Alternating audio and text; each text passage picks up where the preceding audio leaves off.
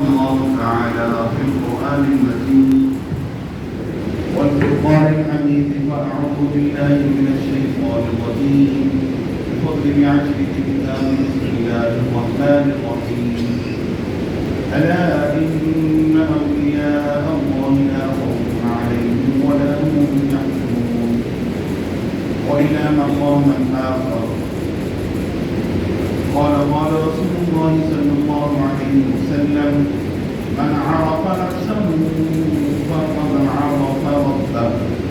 آمنت بالله صدق الله مولانا العظيم وبلغنا رسوله النبي الكريم الأمين ونحن على ذلك من الشاهدين والشاكرين والحمد لله رب العالمين. رب اشرح لي صدري ويسر لي أمري واحلل عقدة من لساني يفقهوا قولي. إن الله وملائكته يصلون على النبي يا أيها الذين آمنوا صلوا عليه وسلموا تسليما. اللهم صل على سيدنا مولانا محمد أحسن النور والكرم وآله وصحبه وبارك وسلم. تمام آباء محمد اور سب کے ساتھ نبی کریم علیہ السلام کی مقام ہدیہ درود و سلام جھوم کے پیش فرمائیں. صلی علی نبینا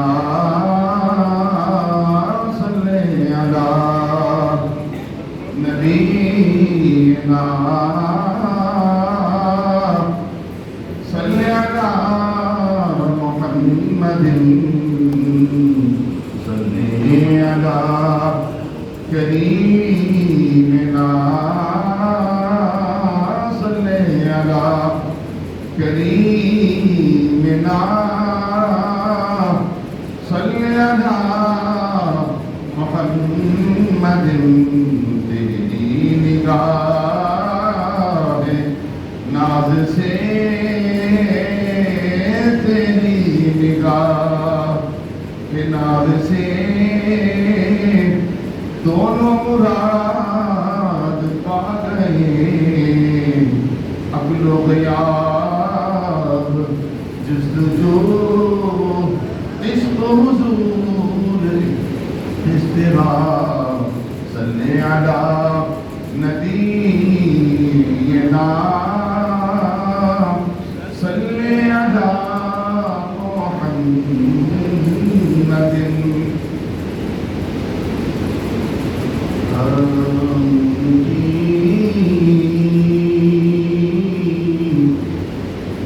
مہکنے دل کے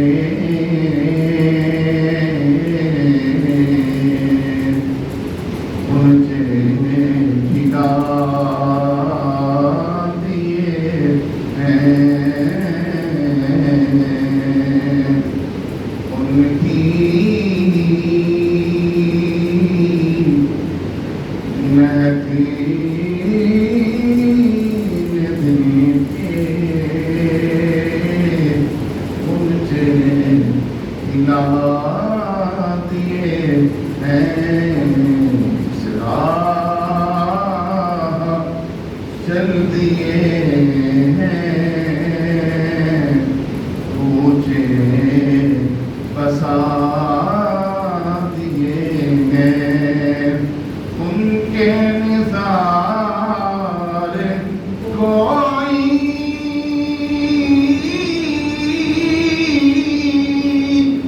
کیسے رنج میں ہو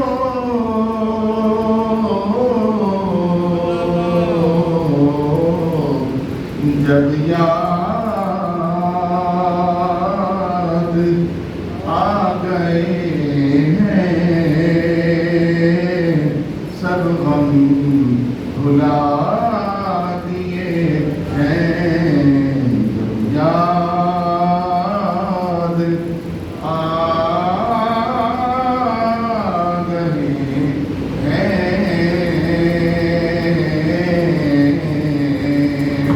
سب غم بھلا دیے ہیں. کی مہکنے دل کے مجھے کھلا دیے ہیں. اللہ کیا جہنم جہنم اب بھی نہ سرد ہوگا، رو رو کہ مصطفیٰ نے دریا بہا دیے ہیں۔ واجب الاحترام اور سامعین کرام برادران اسلام، آج یہاں جمع ہیں جناب حاجی شیخ محمد اعجاز صاحب، مرحوم مغفور اللہ تعالیٰ کی حصہ مغفرت فرمائے اور ان کی درجات بلند فرمائے۔ ابھی کل ہی بات رکھی ہے ارسلان کے والد صاحب فوت ہوئے، والدہ فوت ہوئی، حاجی فیاض صاحب ان کے چچا جان، اللہ تعالیٰ تمام کی بے حساب مغفرت فرمائے۔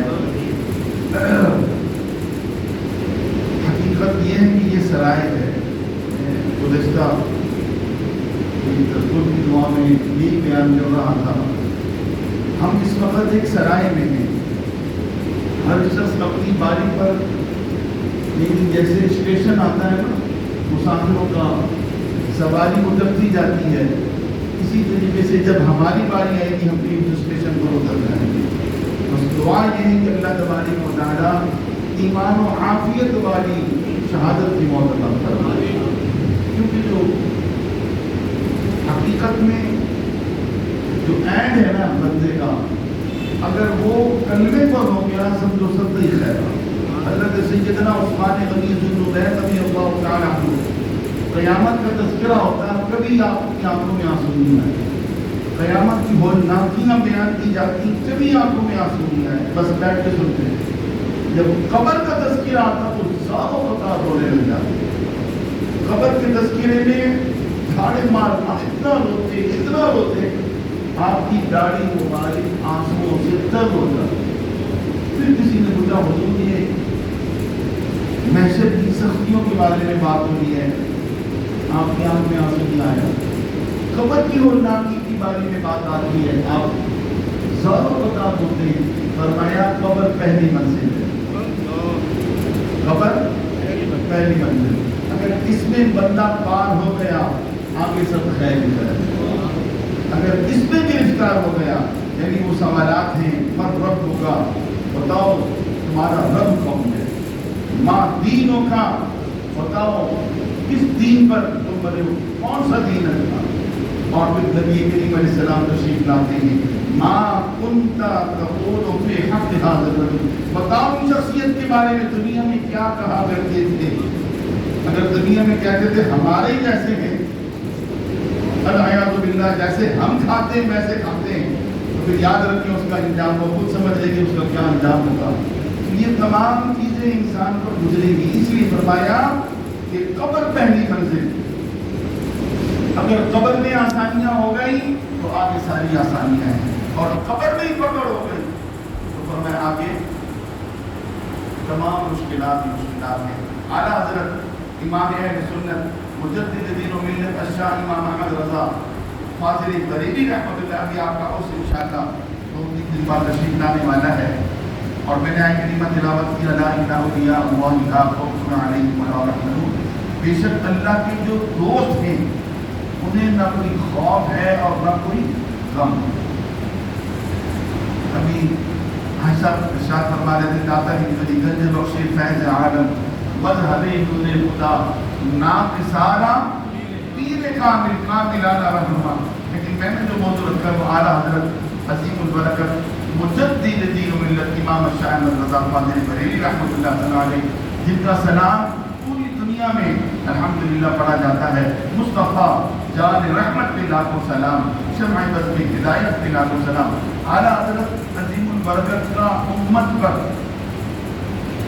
ترجمہ کنز الایمان لکھ کر جتنا بڑا احسان کیا نا آپ نے، ہم اس احسان کا بدلہ قیامت تک نہیں ہوتا۔ اعلیٰ حضرت آپ نے جو ترجمہ کنز الایمان، اور اس کی ضرورت کیوں پیش آئی؟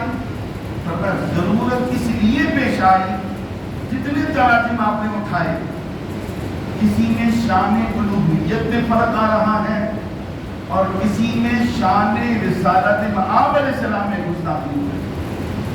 جو بھی ترجمہ اٹھا رہے ہیں اس وقت بر صغیر میں بڑے بڑے تراجم شبیر احمد عثمانی، مفتی نذیر احمد، اشرف علی تھانوی اور بے شمار تراجم. اور آج بھی چیلنج ہے، آج بھی چیلنج ہے. اپنے آپ چیک کیجیے ان تراجم کو اور ٹیلی کریں. اگر فرق میں محسوس ہو آپ ہم جو عمدار ہیں اعلیٰ حضرت نے ایسے تو نہیں ترجمہ کا جو ایمان لکھنا شروع کیا، ان میں فرق محسوس ہونے لگا. شان الوہیت میں گستاخی، شان رسالت میں آپ کی گستاخی، تو آپ کی ضرورت اس عمل کی ہے ایسا ترجمہ ہو جس میں شان الوہیت میں فرق نہ آئے اور شان رسالت میں آپ ہی فرق نہ آئے. اللہ اس کے رسول کی محبت سے بھرا ہوا ترجمہ ہو. پھر وہ آپ نے وہ ترجمہ، ابھی یہ بہت ایک الگ موضوع اس پر گفتگو کی جائے، میں صرف ایک دو باتیں بیان کر کے. اعلیٰ حضرت امام اہل سنت سبحان اللہ کیا فرماتے ہیں، لحد میں عشق رخ شہ کا داغ لے کے چلے، لحد میں عشق رخ شاہ کا داغ لے کے چلے، اندھیری رات سنی تھی چراغ لے کے چلے. فرمائیں جو قبر ہے نا، قبر میں اگر حضور کی محبت کا چراغ لے کے جائیں گے تو انشاءاللہ قبر روشن ہی روشن ہوگی. قبر میں آپ کو لائٹ لے کے جانے کی ضرورت نہیں ہوگی، حضور کی محبت کا چراغ آپ کی قبر کو خود بخود روشن کر دے گا.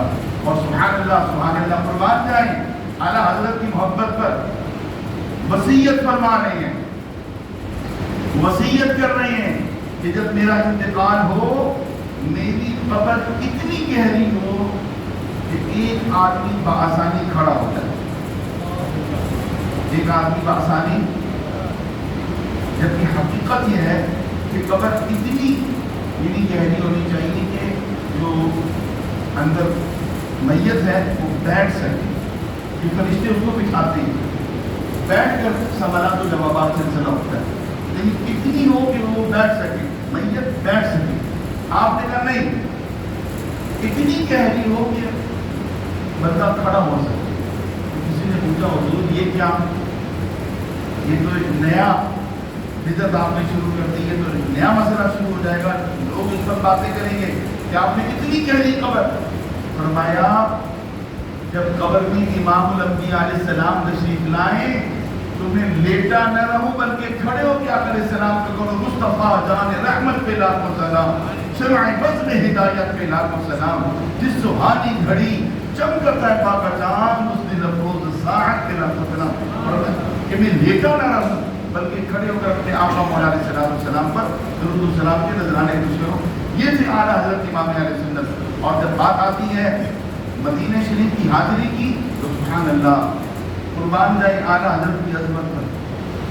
یعنی مدینے جانے کا جو ادب ہے اگر کسی نے سیکھنا ہو وہ امام اہل سنت اعلیٰ حضرت عظیم البرکت کی بارگاہ میں چلا جائے. سبحان اللہ. آپ جاتے ہیں مدینہ شریف حاضری دیتے ہیں، ہم لوگ جاتے ہیں گنبد خضرا دیکھنے کے لیے. اعلیٰ حضرت ایک دن ہو گیا حضور کے دیدار سے محروم، دوسرا دن ہو گیا، تینوں دن زاروں بکار رو رو کے. کسی نے پوچھا حضور اب تو مدینے آ گئے ہیں، اب یہ آنسو کا نکلنا سمجھ سے بالا تر ہے. جب بندہ مدینے سے دور ہوتا ہے پھر آنسو کا نکلنا سمجھ میں آتی ہے بات. اب تو آپ مدینے میں موجود ہیں، اب ان آنسوؤں کا نکلنا سمجھ میں نہیں آتا. فرمایا تم لوگ جاتے ہو صرف گنبد خضرا دیکھنے، پر میں گنبد والا دیکھنے آیا ہوں. میں گنبد دیکھنے نہیں آیا، ارے میں تو گنبد والا دیکھنے آیا ہوں. اور آپ نے جب دیکھا کہ 3 دن گزر گئے حضور کا دیدار نصیب نہیں ہوا تو اس وقت آپ نے استغاثہ پیش کیا. اور شعر آفاق کلام ہے،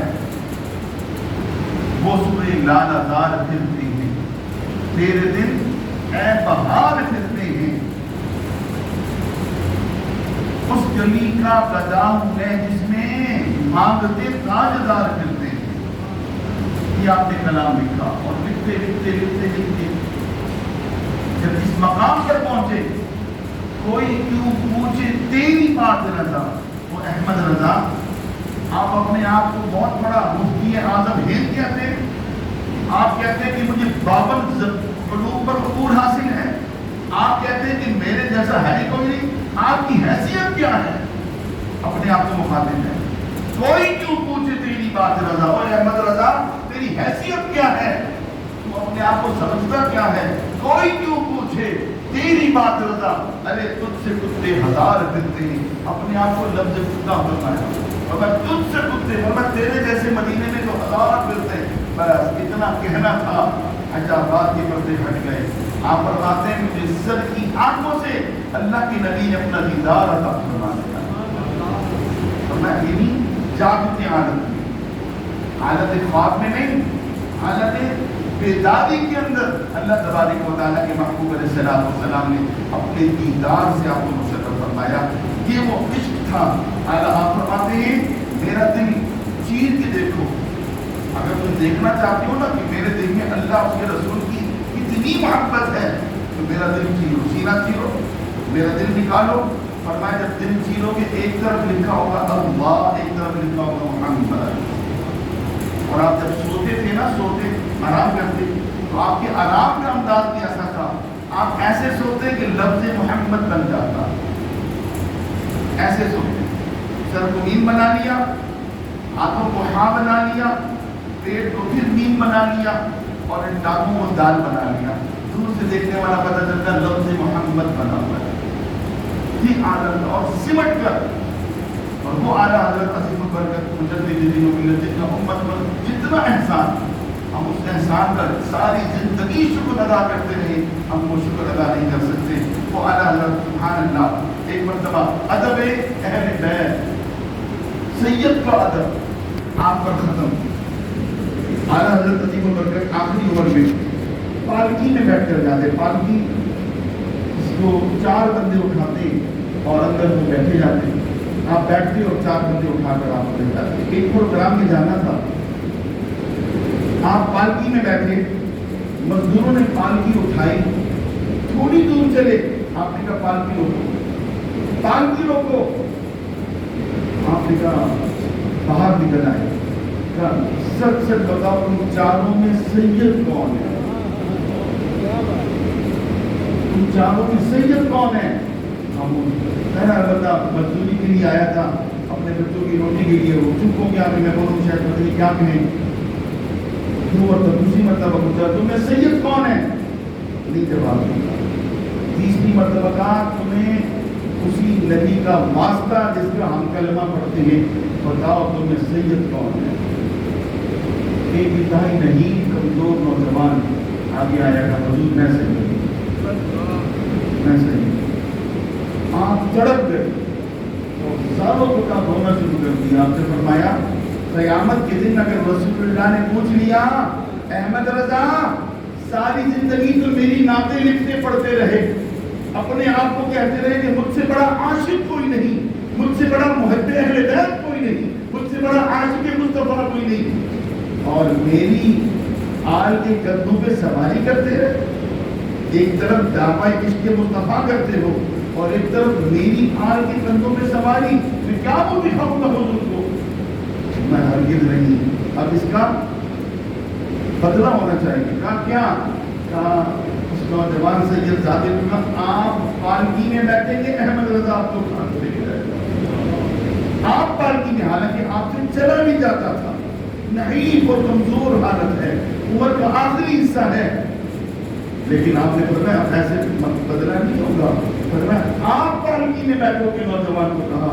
اور احمد رضا مجھے اس اپنے کندھے پر اٹھا دنیا نے دیکھا وہ نوجوان سید زادہ پالکی میں بیٹھا اور آپ نے وہ پالکی اپنے کندھوں پہ بیٹھے. لوگوں نے پوچھا حضور آپ کو پتہ کیسے چلا ان نوجوانوں میں سید ہے؟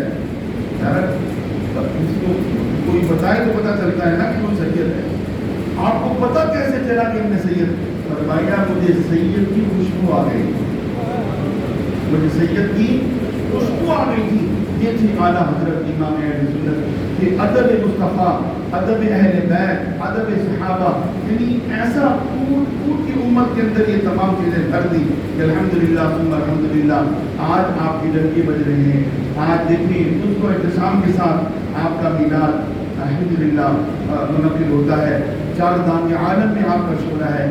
دعا کیجیے اللہ تبارک و تعالیٰ آپ کا فیضان ہم سب کو نصیب فرمائے اور آپ کے صدقے میں اللہ تبارک و تعالیٰ ہمارے حاجی اعجاز احمد شیخ صاحب کی اللہ بے